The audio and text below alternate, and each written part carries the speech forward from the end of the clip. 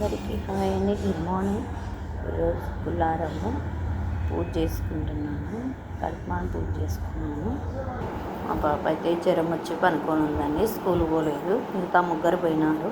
ప్రసాదానికైతే ఈరోజు నైవేద్యం చేస్తామని ప్రసాదానికైతే ఇత్తడి గిన్నె కడిగి పెట్టుకున్నాను. ఎప్పుడైనా కానీ నైవేద్యానికి 3 పిరికెళ్ళు 5 పిరికెళ్ళు కానీ వేసుకోవాలండి. నేను 3 వేసుకున్నాను. ఇంటికాడ ఎవరు లేరు కాబట్టి పిల్లలు నైవేద్యానికి 3 వేస్తున్నాను. బియ్యం అయితే కడిగి పెట్టుకున్నానండి. స్టవ్ వెలిగించినాను.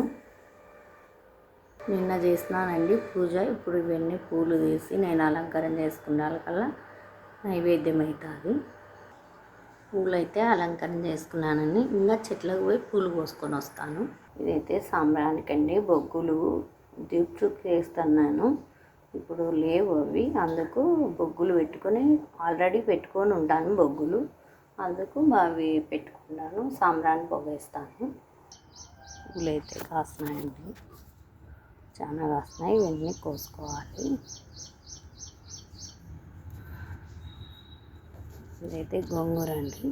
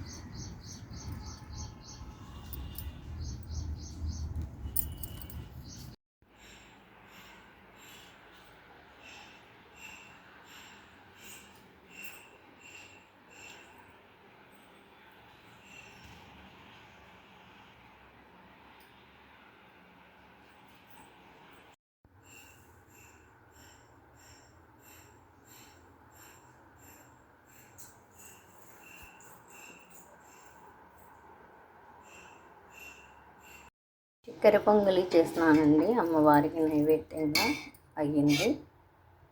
కొంచెమే చేస్తున్నా కాబట్టి కొంచెం ఉంటుంది.